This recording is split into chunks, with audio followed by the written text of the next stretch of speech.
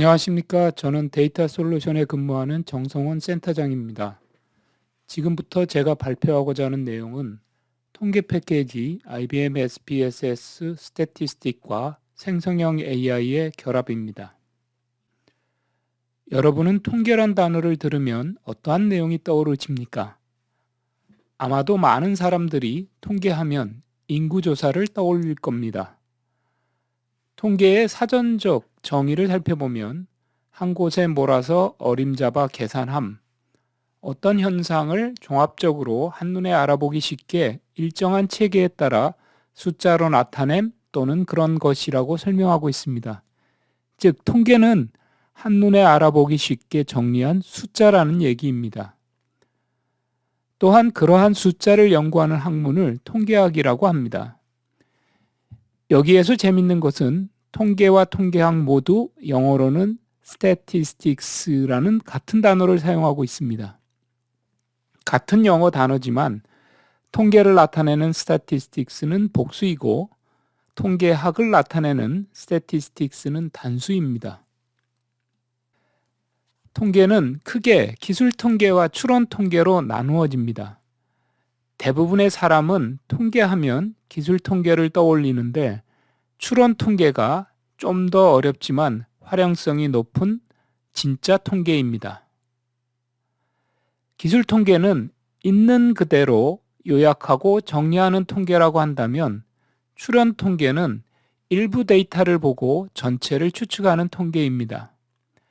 기술 통계의 목적은 데이터를 요약하고 정리해서 한눈에 보기 쉽게 만드는 것이고 추론 통계의 목적은 표본 데이터를 가지고 전체의 특성을 추정하거나 검증하는 것입니다. 예를 들어 기술 통계는 회사 직원 100명의 연봉 데이터를 보고 직원 평균 연봉이 5천만 원이구나. 가장 많은 연봉대는 4천만 원에서 5천만 원 사이네 라고 말하는 것이고 추론 통계는 직원 100명 중 10명을 뽑아서 연봉을 조사한 뒤 이 회사 전체 평균 연봉은 약 5천만 원일 것이다 라고 말하는 것입니다. 여러분이 생각하시기에 어떤 통계가 더 활용성이 높을 것이라 생각하십니까? 통계의 활용 사례를 살펴보도록 하겠습니다. 먼저 통계로 세상을 구한 나이팅게일의 이야기를 해보도록 하겠습니다. 나이팅게일 하면 우리에게 백이천사로 알려진 간호사입니다. 하지만 나이팅게일은 수에 대한 감각이 매우 뛰어난 수학자이면서 통계학자이기도 하였습니다. 나이팅게일은 1854년 크림 전쟁에 참가하여 통계 분석을 통해 깨끗한 위생이 사람을 살린다는 인사이트를 가지고 영국 정부를 설득하여 야전병원의 환경 개선 사업을 시작하도록 하였습니다. 나이팅게일이 만든 장미도표 또는 맨드라미 도표라고 불리우는 이 도표는 19세기 최고의 통계 그래픽으로 손꼽힙니다. 나이팅게일은 화면과 같이 월별의 사망자 수를 사망 원인별로 표시하였습니다. 즉 빨간색 쐐기는 전투에서 부상으로 죽은 사람의 숫자이고 파란색 쐐기는 감염병으로 야전병원에서 죽은 사람들을 나타냅니다. 이러한 도표를 통해서 전쟁에서 총칼에 의해서 죽는 병사보다 야전병원의 비위생적인 환경에 의해 감염병으로 죽은 병사가 훨씬 많다는 사실을 보여주었습니다. 이후 환경 개선 사업을 통해서 환자의 사망률을 42%에서 2%로 극적으로 감소시킬 수 있었습니다. 두 번째 사례는 통계 모형으로 와인의 품질을 예측한 올리버 아센펠터의 이야기입니다. 프린스턴 대학에서 경제학을 전공한 올리버 아센펠터는 수치를 분석해 보르도 와인의 품질을 평가한 사람으로 유명합니다. 이전의 와인의 품질은 와인 전문가들이 와인을 입에 머금고 한 바퀴 돌린 후 뱉어내는 방식으로 와인의 품질을 평가했습니다. 1986년 프랑스 보르도 지방의 와인 품평회에서 많은 와인 전문가들이 올해의 와인이 최고라며 극찬을 하였으나 올리버 아센펠테는 3년 후에 나올 와인이 더 좋아 라고 말하며 4년 후에 나올 와인은 세기의 빈티지가 될 것이야 라고 예측함으로써 많은 와인 전문가들로부터 비난을 받았습니다. 하지만 결국 시간이 지나면서 그의 예측이 정확했음을 확인하게 되었습니다. 올리버 와센펠터는 와인의 품질을 결정하는 포도의 생육 조건에 초점을 맞추었습니다. 즉, 와인의 품질은 와인의 주 원료인 포도의 당도와 밀접한 관련이 있고, 포도의 당도는 겨울철 강수량, 재배철 평균 기온, 수확기 강수량에 영향을 많이 받는다는 사실을 통계 모형으로 증명한 것입니다. 포도의 당도가 높아지려면 포도의 생육기간 내에는 비가 많이 와야 되고 기온도 높아야 하지만 수확기에는 비가 적게 와야 한다는 사실을 통계 모형으로 구체화시키고 이를 통해 와인의 품질을 예측한 것입니다. 세 번째 사례는 우리에게 야구 영화 머니볼로 잘 알려진 야구는 통계다라는 얘기입니다. 영화 머니볼은 미국 메이저리그 최하위 팀인 오클랜드 애슬레틱스의 빌리빈 단장의 얘기를 다루고 있습니다. 빌리빈 단장은 기존의 스카우터들이 출루율, 장타율 등으로 야구 선수를 평가하는 대신에 화면과 같은 득점 창출식을 통해서 새로운 통계 지표를 만들고 이를 바탕으로 선수들의 재능을 평가하고 적은 비용으로 높은 효과를 거두는 선수를 트레이드함으로써 140년 메이저리그 역사상 최초의 20연승이라는 최대 이변이자 혁신을 만들어낸 야구계의 스티브 잡스로 불리우는 인물입니다. 이처럼 통계는 활용성이 매우 높은 살아있는 실용적 학문입니다. 하지만 많은 사람들이 통계는 꼭 필요하지만 매우 어려운 학문으로 인식하고 있습니다. 오죽하면 1981년 드랙이라는 학자가 Statistics Without Tears라는 책을 저술하여 베스트셀러가 되었습니다. 통계는 반드시 눈물을 흘려야만 배울 수 있는 어려운 학문인데 그 어려운 학문을 눈물 없이 배울 수 있게 하는 것이 바로 이 책이다 라고 하는 것에 많은 독자들이 공감을 얻어서 이 책이 베스트셀러가 됐다는 얘기입니다. 자, 그러면 왜 통계가 어려운가? 통계는 단정적으로 얘기하지 않습니다. 수학은 보통 1 플러스 1은 2입니다 라고 얘기하는데 통계는 1 플러스 1은 2일 가능성이 95%입니다 라고 얘기합니다. 그러면 이 얘기를 들은 사람들은 도대체 2라는 얘기야? 2가 아니라는 얘기야? 라고 헷갈리게 되는 거죠. 그래서 이와 같은 통계는 여전히 우리 필요한 부분이기 때문에 어떻게 하면 이 통계를 쉽게 우리가 생활에서 또 기업에서 많은 의사결정에 쓸 수 있을까라는 관점에서 나왔던 소프트웨어가 바로 이 통계 소프트웨어 SPSS라는 개념입니다. 이 SPS라는 개념은 굉장히 오래된 소프트웨어 중에 하나입니다. 1968년에 만들어졌으니까 거의 이제 환갑이 다가가는 그러한 소프트웨어입니다. 근데 목적 자체가 얘는 그 어려운 통계를 쉽게 쓰자는 것이 가장 주 목적이었습니다. 그래서 이 SPSS를 개발했던 이 회사의 가장 큰 주 목적이 뭐냐면 진짜 통계를 정말 쉽게 써보자 라는 관점입니다. 그래서 모토가 리얼 스탯, 리얼 이지라는 개념입니다.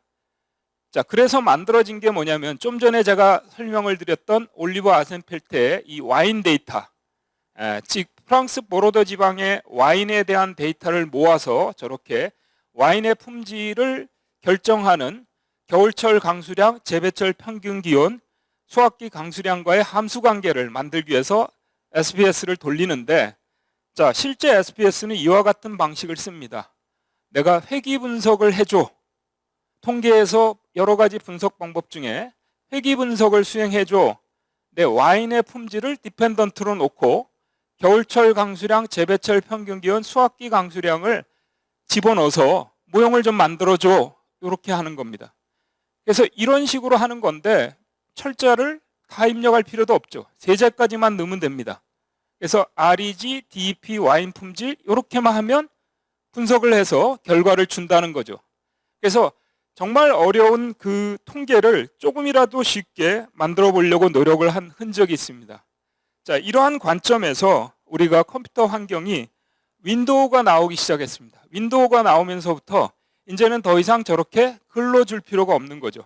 어떻게 바뀌었냐면 이렇게 대화 상자를 통해서 내가 원하는 부분을 선택하는 거죠. 하지만 여전히 아직까지도 통계를 어렵게 느껴지는 부분은 통계를 만들어내는 이런 분석 결과를 만들어내는 과정도 어려웠지만 이 결과를 어떻게 해석하고 어떻게 적용하느냐 하는 문제가 여전히 생겼습니다. 자, 이런 관점에서 최근에 여러분도 많이 들어보셨던 생성형 AI라는 개념이 나오기 시작하고 이제는 컴퓨터가 사람의 말을 잘 알아들을 수 있는 수준에 도달하게 된 거죠. 그래서 사람의 말을 잘 알아듣고 사람의 말에 대한 답을 주기 시작한 시대로 바뀌어가고 있습니다. 거기에 이 생성형 AI는 사실은 사전에 미리 학습된 모형에 의해서 사람처럼 행동하는 거죠. 대답을 하는 그러한 모형입니다. 그래서 여러분이 잘 아시는 챗GPT도 텍스트를 생성하는 AI다라고 생각하시면 됩니다. 근데 이 과정이 흔히 얘기하는 프리트레인 모델이라는 걸 사용합니다. 이 프리트레인 모델이라는 것은 보통 이전의 AI는 우리가 타겟을 주고 목표를 분명히 주고 학습을 시켰습니다. 그래서 타겟을 준 데이터를 우리가 레이블된 데이터라고 얘기합니다. 목표를 분명히 주고 학습을 시켰는데 이 생성형 AI의 특징은 라벨을 주지 않습니다. 목표를 주지 않은 가운데 수많은 정보를 가지고 기초적인 모델을 만드는 거예요. 이게 프리트레인 모델이고 그 프리트레인 모델 자체의 대상이 텍스트라면 텍스트를 사전에 미리 학습하는 거고 이미지라면 이미지를 미리 학습하는 거죠. 자, 그렇게 해서 만들어진 이 생성형 AI에 우리가 여러 가지 방법을 통해서 대화를 하게 되는 거죠.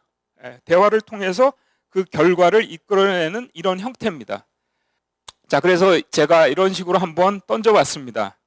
당신은 데이터 분석 전문가입니다. 데이터 솔루션의 정성원에 대해서 알고 있습니까? 라고 물어봤더니 데이터 솔루션의 정성원은 데이터 솔루션 빅데이터 러닝센터를 총괄하며 어쩌고저쩌고 쫙 이렇게 우리한테 정답을 주죠. 근데 제가 이 질문을 던진 게 1년 전이었습니다. 1년 전. 그러다 보니까 그때의 생성형 AI는 이렇게 잘못된 정보도 주는 거예요. 제가 회사의 창업자는 아닌데 창업자이면서 CEO입니다. 이렇게 잘못된 정보도 준다는 거죠. 하지만 이게 불과 1년 전이고 점점 발전하기 시작했고 지금까지 이 AI, 생성형 AI를 좀 더 우리가 잘 다루기 위해서 여러 가지 방법을 씁니다. 그 중에 이제 우리가 제일 많이 하는, 오늘도 제일 많이 여러분이 들을 내용 중에 하나가 뭐 프롬프트 엔지니어링, 레그, 파인 튜닝 이런 얘기를 합니다. 근데 우리가 지금 제가 얘기하는 이 통계 정보가 과연 이 생성형 AI하고 결합했을 때 얼마만큼 효과가 낼 수 있느냐 하는 부분입니다. 그래서 여러분들이 이 생성형 AI, 특히 챗GPT를 많이 접하는데요. 어떤 사람이 처음에 이 챗GPT가 처음에 나왔을 때 물어보더니 걔 굉장히 똑똑해 라고 하는 사람도 있고 생각보다 되게 멍청하네 라고 하는 사람도 있었습니다. 그 이유가 뭐냐면 꽤 똑똑해 라고 하는 것은 흔히 이 학습할 데이터가 굉장히 많은 경우에는 얘가 굉장히 똑똑합니다. 근데 학습할 데이터가 굉장히 적은 약간 전문적인 영역으로 가면 이 프리트레인 모델 자체가 약간 좀 멍청하다라고 생각하시면 됩니다.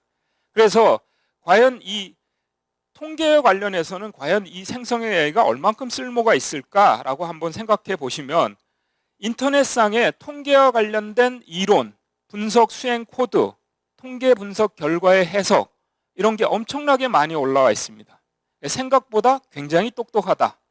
그래서 이러한 AI를 통계 부분에 적용시키면 크게 어떤 영역에 우리가 적용할 수 있을까라고 하는 부분을 생각해 보면 첫 번째는 우리가 내가 풀어야 되는 문제를 통계를 이용해서 해야 되는데 어떠한 통계적 분석 방법을 적용하고 어떻게 데이터를 모아야 될지에 대한 연구 방법론적인 측면에서 조언이 필요한 부분이 첫 번째고, 두 번째는 그렇게 데이터를 수집했다라고 하면 분석을 수행해야 되겠죠.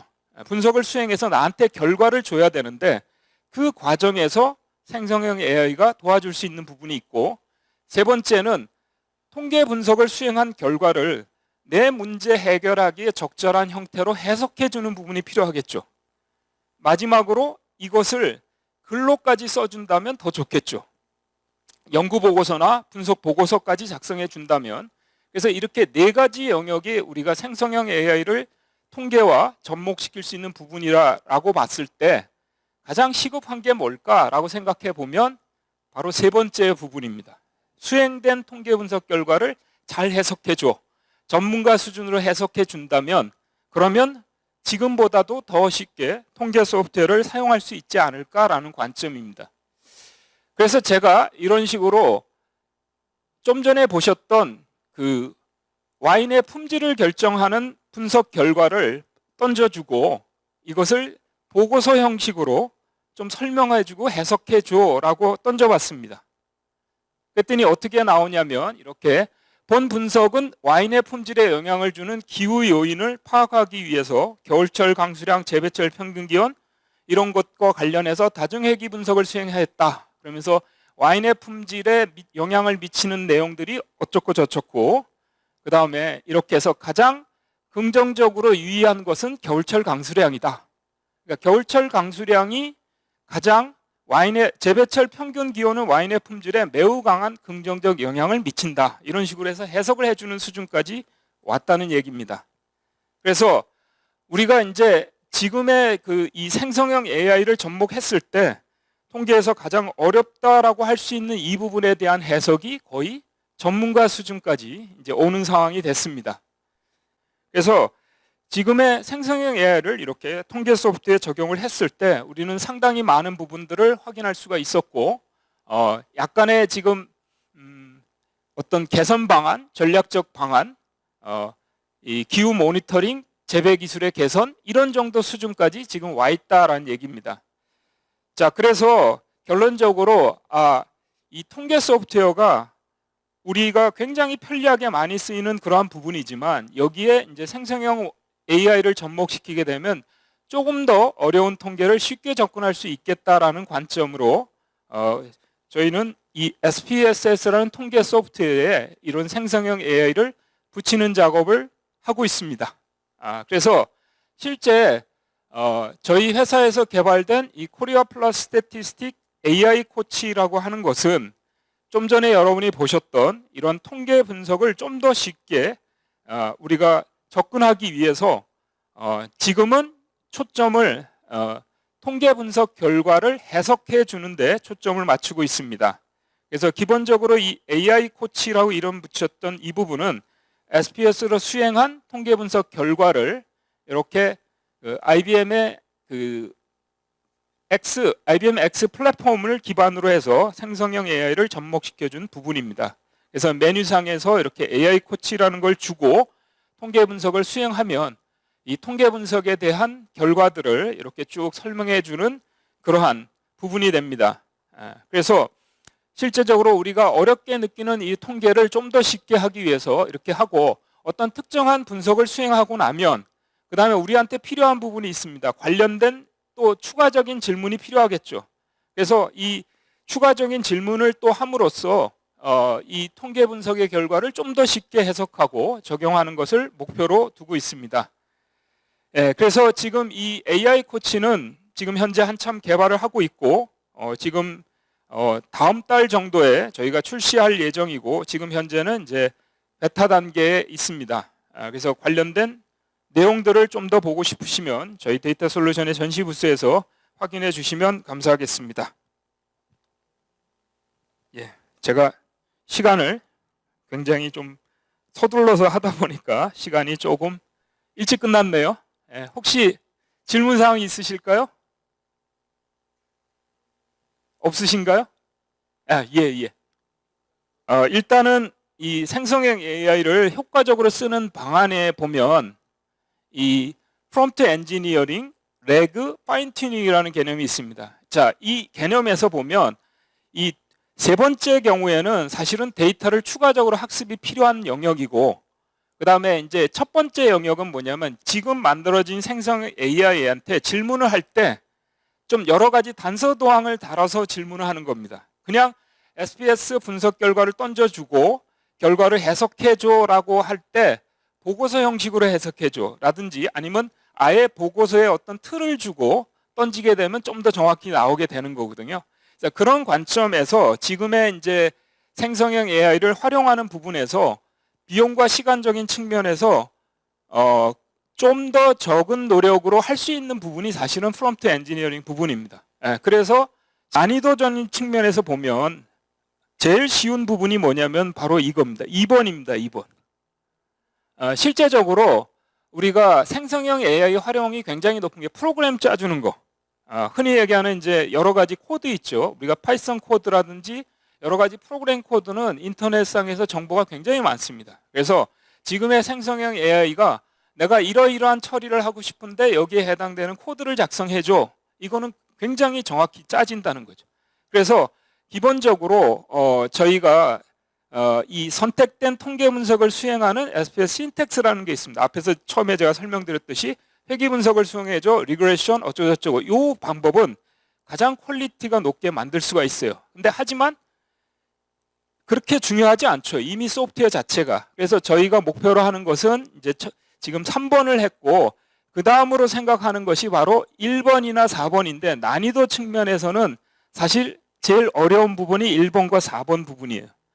그래서 1번과 4번을 수행하려면 필요한 부분이, 그러니까 실제 어떤 데이터를 연구 방법론에 적용해서 하는 일종의 템플릿에 대한 학습이 또 추가적으로 필요한 부분이 있어서 차기 순서로 잡고는 있습니다만은 지금 순서상으로 보면은 저희가 3번, 1번, 4번, 2번 이 정도 순서로 잡고 있습니다.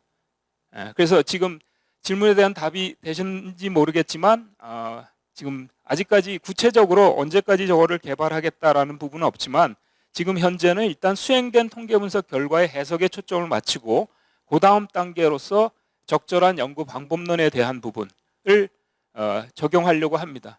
근데 이 SPSS가 연구 방법을 적용할 때 이제 한 가지 우리가 정보를 줘야 되는데 그 중에 뭐냐면 흔히 얘기하는 이제 척도라는 정보를 줘야 됩니다. 이 지금에까지 어떤 연구 방법론이 우리가 데이터도 우리가 보면 정형 데이터, 비정형 데이터가 있듯이 통계 내에서도 이게 이제 척도라고 하는데 뭐 예를 들어 순서형 척도냐, 뭐 명목형 척도냐 이것에 따라서 적용하는 방법이 달라지기 때문에 사전에 우리가 어떤 분석 방법을 제안할 때는 그 틀에 맞춰서 질문을 해야지만 비로소 제대로 답을 주게 되거든요. 그래서 그러한 틀을 좀 학습하는 자료를 모으고 하는 단계가 좀 필요하기 때문에 이 첫 번째 단계는 분석 결과의 해석을 초점을 맞추고 그 다음 단계, 두 번째 단계로 이 적절한 연구 방법의 조언, 그 다음에 보고서나 연구 보고서 작성 이렇게 순서를 잡고 있습니다.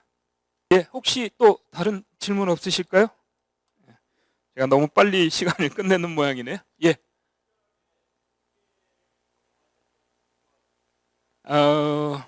그러니까 우리가 지금 사실은 이 생성형 AI의 성능, 그러니까 이 학습할 시는 흔히 얘기하는 이제 엔진이라고 얘기하거든요. 엔진. 이 엔진은 흔히 얘기해서 벡터 모델이라는 걸 씁니다. 벡터 모델을 쓸 때 그 성능을 좌우되는 거는 첫 번째 이 디멘전이 얼만큼 되느냐. 그래서 뭐 흔히 우리가 들어보셨지만 선진에서는 뭐 수조 벡터를 쓴다. 뭐 우리나라에서는 사실은 수천억 정도 뭐 이렇게 얘기하는데 첫 번째는 성능과 관계되고요. 근데 아무리 좋은 엔진을 가졌다 하더라도 거기에 얼마나 많은 다양한 데이터를 학습하느냐의 차이거든요. 근데 저희가 데이터를 조사해 보면 통계의 아웃풋, 아까 제가 얘기했던 데 우리가 학습할 데이터, 통계와 관련돼서 학습할 데이터가 얼마만큼 그러면 우리가 많이 우리 주변에서 얻을 수 있느냐라고 봤을 때 실제 통계 분석의 이론, 통계 분석의 수행 코드, 분석 결과 이게 사실은 우리나라가 훨씬 더 잘 돼 있어요. 생각보다 우리가 이제 저러한 부분들이 어디에 많이 있냐 보면 흔히 얘기하는 블로그에 되게 많습니다. 블로그에 굉장히 많고 우리나라 사람들은 기본적으로 자기가 뭐에 대해서 해석한 거를 많이 올려놨습니다. 인터넷상에서. 학습할 데이터가 굉장히 많다는 얘기죠.